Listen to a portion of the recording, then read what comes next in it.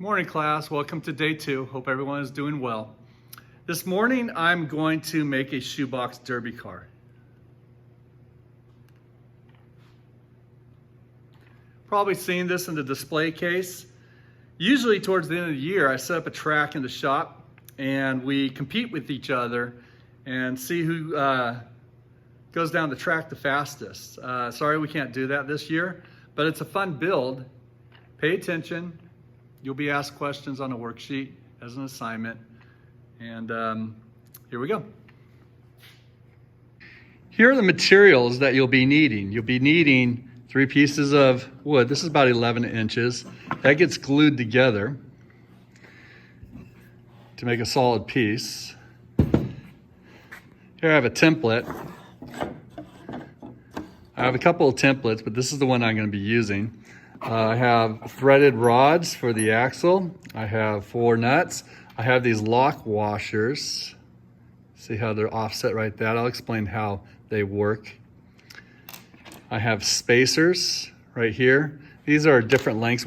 These are actually like brake lines for cars. And it's 5/16 hole, which goes with the 5/16 threaded rod.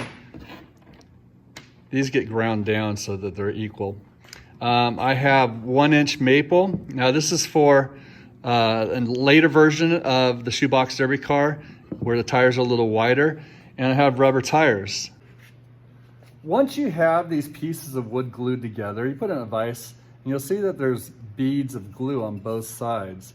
So I'm gonna take that off using the edge sander.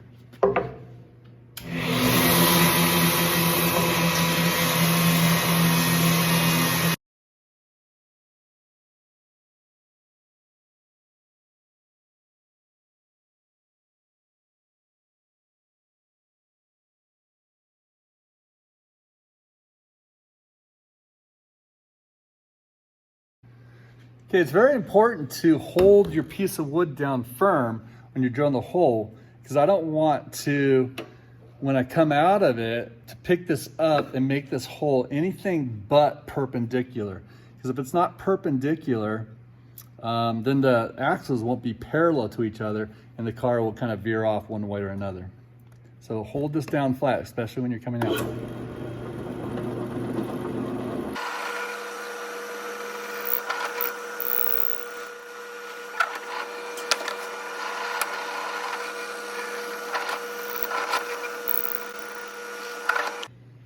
Okay, now it's time to cut it out on the bandsaw. I'm going to start right here. Since this is inside curve, I'm going to do some relief cuts, and I'm just going to cut out this shape. I don't have to be too precise because I'm going to do a lot of sanding.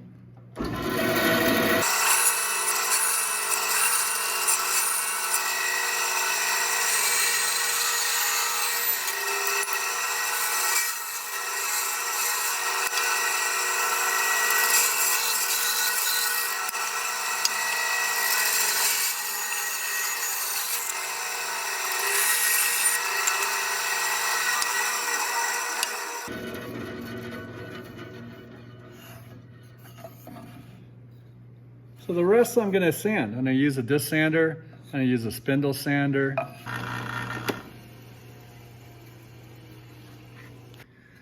I took a pencil and I drew 2 lines.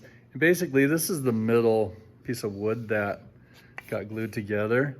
And I'm gonna use that as a reference so I stay symmetrical on both sides. But I drew it with a pencil because it's kind of hard for the camera to see. I can see it just fine, but there they are. So what I want to do is I want to sand this on the disc sander so it's symmetrical.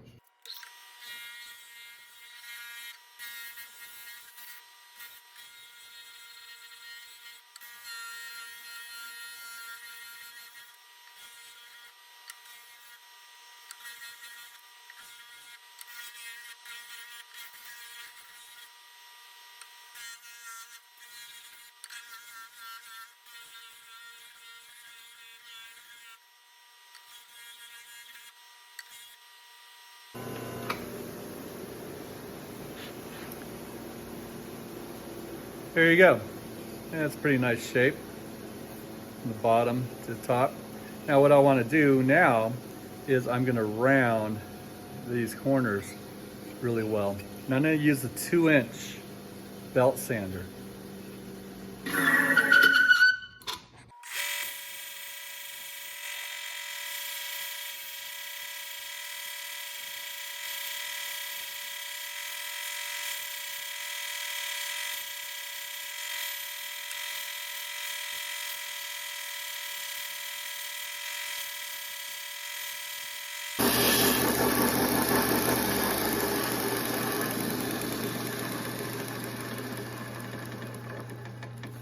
So there's still a lot of sanding to do, but you can kind of see the progress I made. It's starting to look pretty good, pretty smooth. I'll finish it with the palm sander and just a piece of paper with my hands and just like basically sand it so it's nice and smooth and symmetrical. But as you can see, it's taking shape.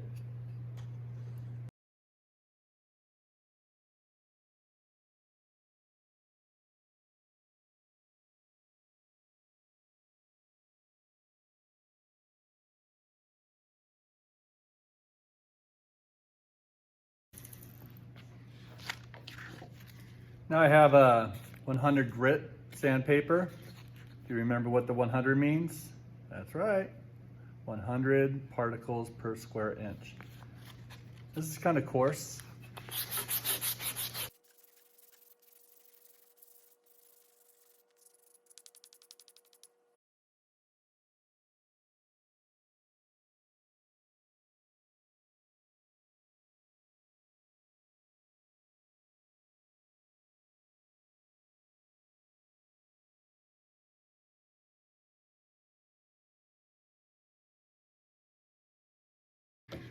Okay, so here I have 2 hole saws. Now this one has that guide twist bit right in the middle. You can kind of see it right there with my fingers touching. This one I kind of modified and I took out the guide twist bit in the middle because when I create a circle, I don't want a hole in the middle of my circle, and this one doesn't allow me to have a hole. But in order to do this correctly, I have to do a really good job clamping it down, because not only does this guide it, but it keeps the wood in place so it doesn't spin around on me or get off and start oscillating. This one would if I didn't clamp it down very tight. All right, I'm ready to drill my little circle for the number. And I have it on this turn screw clamp, but I also have it angled so that the bit hits this back part of the car right on a flat level, so that it doesn't just have a high part right there and low part right there. So I had to angle the car up.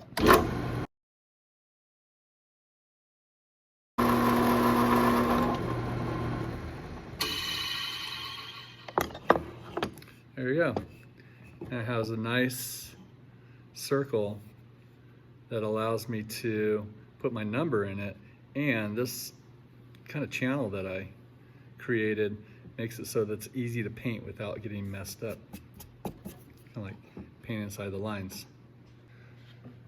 So here's the body of my car, and I have the axle holes. I'll probably go through this a little more meticulously with fine sandpaper and put a little more time and effort in it. But right now I'm ready to put in the axle. So this is a threaded rod, it's 5/16, and I made this hole smaller than the rod because I really want it to screw in there tight. So I'm gonna have to use a vice grip and grab it, and I'm gonna screw that in until it's even on both sides. Like that. So I put the axle in a vice grip, and I'm very careful not to clamp it down on the threads at the very end, because if I do, I'll mess up the threads and it'll be very hard for me to screw a nut in there. So now what I do is I just take this and thread it in.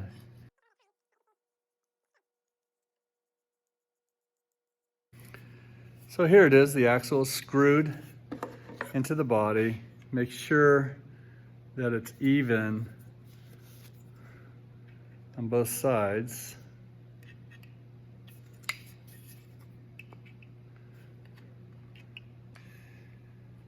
Okay, so what I'm gonna do next, I'm gonna take this 1-inch thick maple and I'm going to use a hole saw, which is a 2.5-inch hole saw, and I'm gonna drill out 4 wheels with that.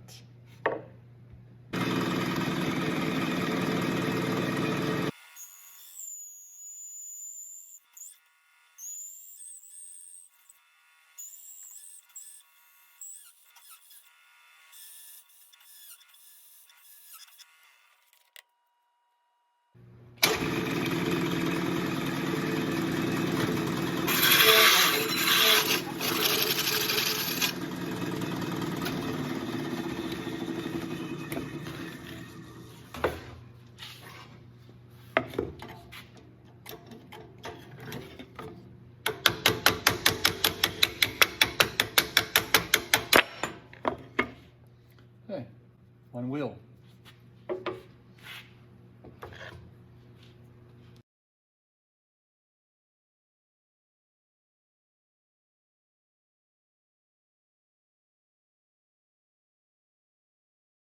So the wheels have a little bit of tear out, big deal. I'm just gonna take a little piece of sandpaper and just sand that off so it's nice and smooth.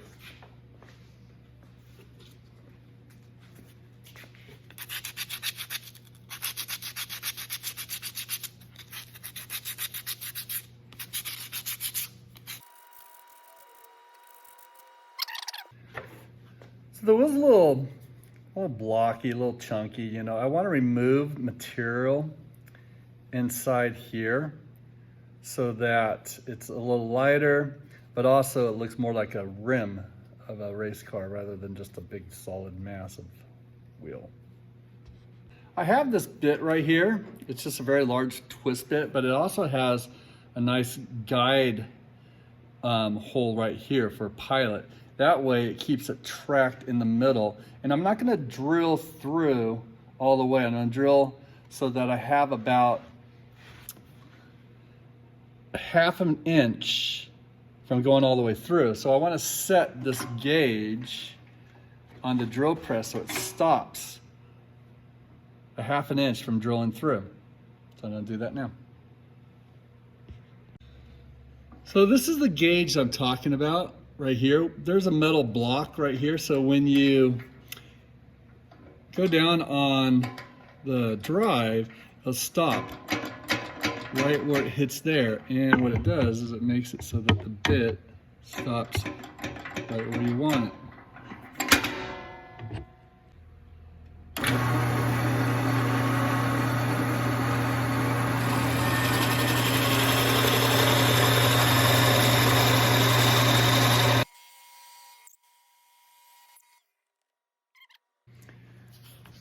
Here are the 4 tires, or I'm sorry, here are the 4 wheels, and I drilled out on all of them. Now, what I forgot to mention and have on the materials list, and it's very important, are these inline bearings.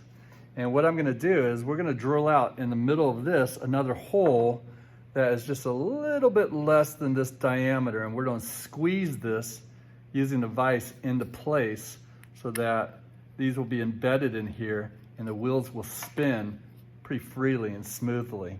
So I have this clamp and it has a pipe wrench on it. And pipe wrench is really good for things that are circular. It kind of grips onto it with these teeth. So I just basically insert it, tighten down a little bit so it doesn't want to turn around on me. And I'm gonna drill halfway and then drill it out the other half because this is a hole saw.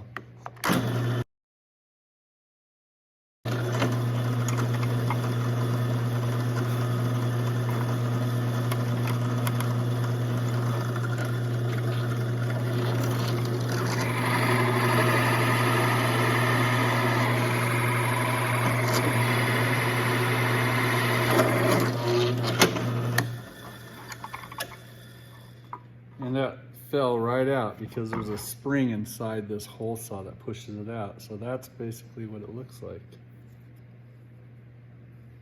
I'll do 3 more. Okay, so I have all 4 of them drilled out. Now what I'm gonna do is I'm gonna take this bearing and I'm gonna kind of just place it in and squeeze it in with the vise. Get it just right.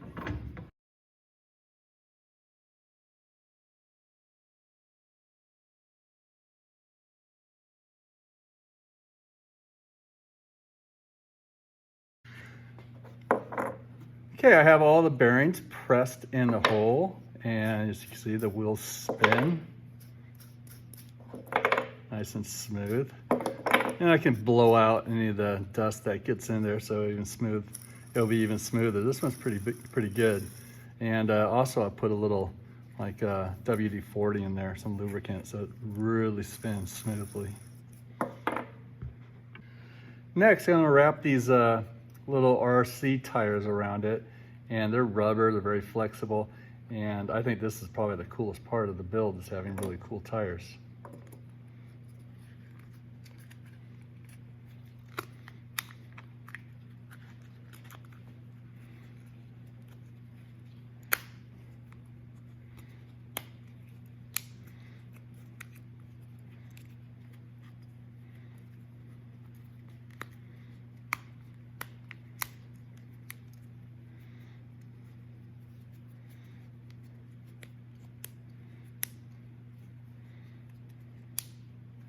That's what it looks like.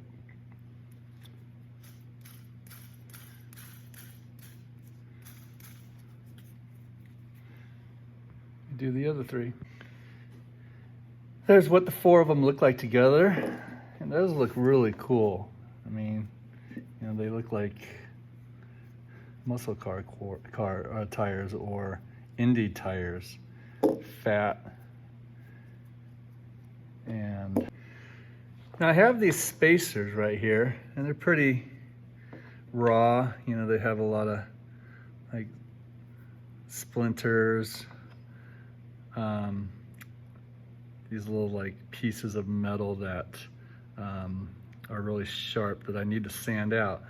But what they do is they fit inside,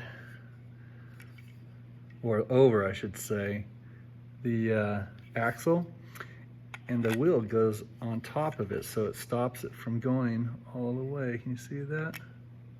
It only goes that far. But what you want to do is you want to make sure on the inside with that little threaded screw that there's enough room to put the lock washer and also to put the nut on there. So I have to probably take off about maybe 1/8 of an inch to achieve that, and I want to do it the same size on the other side, and then I'll do the back one. So what I have is I have this rod that has a nut that has a thread, plastic thread, so it stays put. And what you do is you just kind of put it over here, and then I'm on the disc sander, and all I'm going to do is just have it flat and take off a little bit at the end.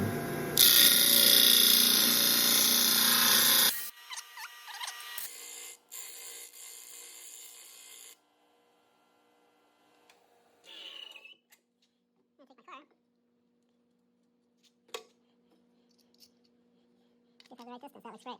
So I want to make another one exactly that size, right there.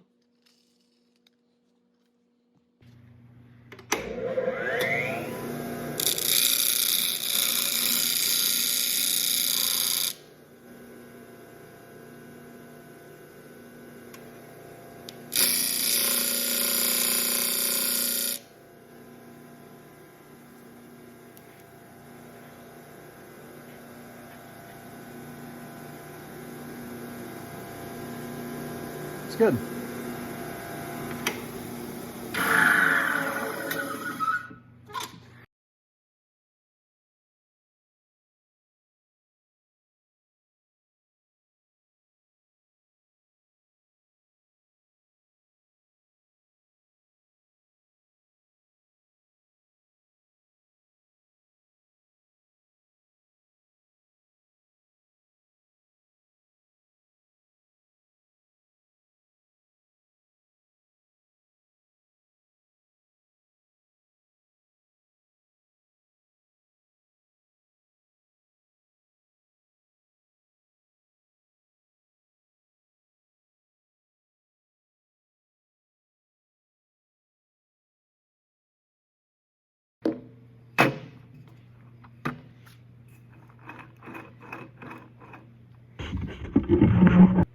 Shoebox derby car. All right, see you on the next build.